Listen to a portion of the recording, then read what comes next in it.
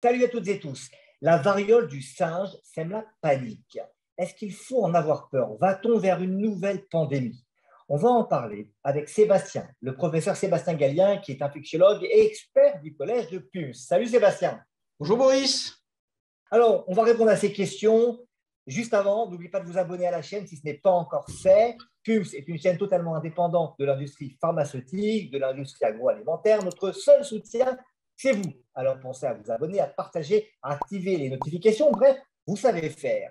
Alors, cette variole du singe, elle s'appelle variole du singe parce qu'elle a été décrite chez le singe. Mais on sait, et ça, c'est pas nouveau, qu'elle peut contaminer les êtres humains. N'est-ce pas, Sébastien? Oui, c'est vrai. Alors, variole du singe, on dit monkeypox. Donc, pox, c'est variole. Ça a été décrit chez le singe dans une animalerie. Ça peut contaminer l'homme et c'est responsable d'une infection plutôt bénigne, éruptive, et qui se transmet de l'animal à l'homme. Alors, tu as l'air d'être assez rassuré et rassurant. On va entrer un peu plus dans les détails parce que là, on voit des cas qui apparaissent un petit peu partout en Europe, y compris en France. Et ça, c'est une nouveauté. Il n'y avait pas cette maladie, on ne la décrivait pas en Europe. Non, alors il y avait quelques cas d'importation en Europe. Elle est endémique, c'est une maladie un peu émergente depuis plusieurs décades et c'est surtout en Afrique de l'Ouest. Ça touchait surtout les jeunes adultes et les enfants. Et le côté nouveau et qui peut, à un certain degré, susciter un peu de peur ou en tout cas de questionnement, c'est le fait que là, on ait des cas qui n'ont pas été, en tout cas pour certains, en contact dans les zones où on trouve d'habitude. Et puis, l'autre chose quand même qui a été décrite, et je me permets de l'ajouter, Boris, mais tu en reparleras après, c'est que parmi les personnes infectées, alors c'est que des cas bénins, il y a des personnes, des hommes qui ont des rapports sexuels avec des hommes, et c'est vrai que dans l'histoire des épidémies, ça fait toujours peur parce que on pense à l'infection VIH, mais c'est complètement différent du virus VIH. Alors, on pense à l'infection VIH, tu fais bien de le préciser compte tenu de la contamination. Donc, tu nous expliques que ça peut contaminer au sein de populations homosexuelles, mais on pense aussi beaucoup au Covid. Ce virus-là, on entend dire qu'il y a un taux de décès qui peut aller de 1 à 10%. Et ça fait peur. Bah oui, ça fait peur. Alors, c'est une infection, certes, qui est connue, pour laquelle il y a des cas, il y a des épidémies. La dernière épidémie la plus importante en date a eu lieu en Afrique en 2017, en RDC, au Nigeria. Les cas de 10%, ça s'interprète aussi dans le contexte général de la prise en charge sanitaire. Le décès se fait essentiellement lié aux complications, aux surinfections des lésions de la peau.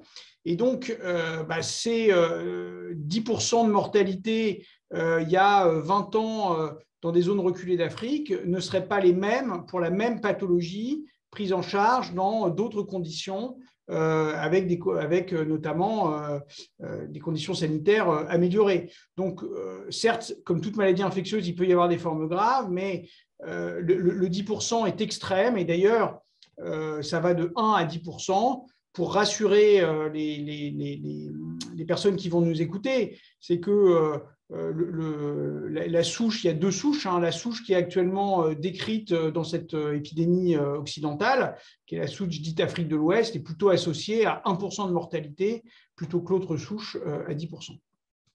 C'est quand même déjà beaucoup si jamais le virus se répandait dans la population. Alors, tu as mentionné une contamination entre les humains. On lit un petit peu partout que c'est par l'intermédiaire soit de gouttelettes salivaires, mais surtout de contacts proches, donc par la peau, les blessures. Est-ce qu'il y a une contamination par voie sexuelle? Tout à fait. Alors, la contamination sexuelle, aujourd'hui, elle n'a pas été, clairement documentée. En tout cas, on n'a pas trouvé de virus dans le sperme, mais comme on le disait, cette infection, elle est quand même peu fréquente et elle a été peu étudiée. C'est possible que ce soit par voie sexuelle.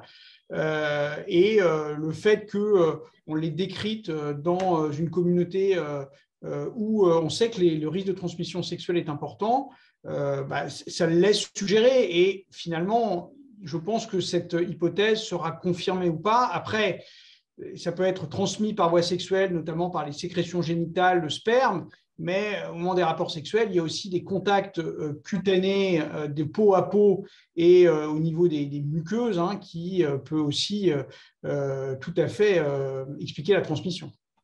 Bon, en tout cas, pour le moment, une contagiosité, tu vas nous confirmer qu'ils sont quand même bien moindres que les virus respiratoires, que celles qu'on a avec le Covid notamment. Oui, c'est une contagiosité qui est différente. Alors, c'est difficile de faire un peu des plans sur la comète. Je veux dire, ça peut tout à fait disparaître comme ça peut, et je veux dire, impossible de le dire aujourd'hui, se transmettre un peu comme une traînée de poudre. Après, toute proportion gardée, il faut voir cette infection, en tout cas d'un point de vue infectiologique, un peu comme une varicelle, un peu avec les mêmes modes de transmission, mais voilà, une forme de symptôme qui est par endroits similaires et par d'autres différents. Et comme tu le dis, voilà, une infection qui n'est pas bénigne, enfin qui est bénigne dans la plupart des cas, mais qui peut s'accompagner de décès.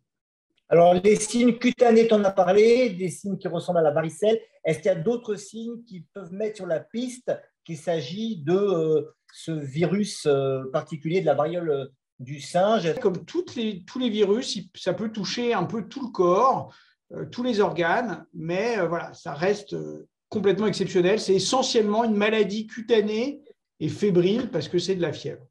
Alors, on va aller voir, parce qu'à l'étage, là, ici, où je me trouve, il y a une dermatologue. On va aller la voir ensemble pour qu'elle nous montre un petit peu à quoi ressemblent ces signes cutanés et si ces signes cutanés peuvent laisser des séquelles. Juste avant de se séparer, Sébastien, une question. Au début de l'épidémie Covid, certains ont dit que on n'allait pas s'exciter pour quelques cas en Chine. D'autres ont dit que c'était une grippette.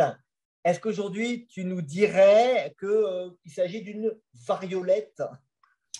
Eh ben, écoute, je ne peux pas, et je ne serai pas prophète, je ne peux pas dire si ça va s'arrêter là, ou en termes de diffusion épidémique, ou si dans quelques semaines, quelques mois, il y aura énormément de cas. Ça, je ne peux pas te le dire. Après, sur le côté oui, ça peut être une variolette dans le sens où on sait déjà que c'est une maladie qui est bénigne, qui est moins grave que la variole initiale, qu'on appelle le pox, le pox virus, qui donnait une maladie dont la mortalité était de plus de 30%. Merci beaucoup, Sébastien, d'avoir répondu franchement à toutes ces questions. On va aller voir tout de suite Nour, qui est une dermatologue. Et Sébastien, n'oublie pas de donner le message quand même à tous ceux qui nous regardent de s'abonner à PUMS. Alors, je remets mon masque. Eh bien oui, parce qu'à l'hôpital, on porte encore le masque toute la journée. Et donc, on va aller voir le docteur Nour Mekki, elle est dermatologue, elle fait partie aussi du collège de PUMS. Allez, suivez-moi.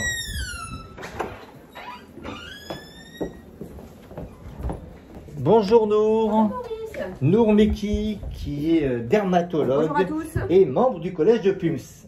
Alors, tu vas nous montrer à quoi ressemble cette variole sur le plan cutané. Alors, la variole, ça ressemble un peu à la varicelle. Ça commence par des macules, des petites taches rouges sur la peau, qui par la suite donnent des papules, c'est des petites lésions en relief. Et par la suite, une vésicule, les petites lésions avec un contenu liquidien. Par la suite, la pustule avec le contenu jaunâtre. Par la suite, ça s'ulcère. Et à la fin, ça donne des cicatrices atrophiques. Ah, ça ressemble à la varicelle, c'est ça? Ça ressemble à la varicelle avec deux différences. C'est que la variole, elle touche la face, la paume des mains, la plante des pieds et tout le périnée, la région génitale, alors que la varicelle, ça touche tout le corps et généralement, elle épargne les pommes et les plantes. Et la varicelle, on a des lésions d'âge différents, comme je vous ai montré tout à l'heure. Il y a des poussées normalement. Il y a des poussées. Chaque jour, on a une nouvelle poussée, c'est pour ça qu'on voit des lésions d'âge différents, alors que la variole, non, on n'a pas des lésions d'âge différents. Alors, elles se ressemblent. Elles se ressemblent, mais pas de poussée. Est-ce que ça peut laisser des traces, des séquelles, des cicatrices? Effectivement, comme je vous ai montré à la dernière photo, et tout le monde connaît la tête de Monsieur Robespierre. Il a eu la variole? Il a eu la variole. Et il a les cicatrices pas très joli quand même de la variole. Ah ouais, c'est pas la variole du singe, ça c'est la variole classique. La variole classique, mais cliniquement, ça ressemble.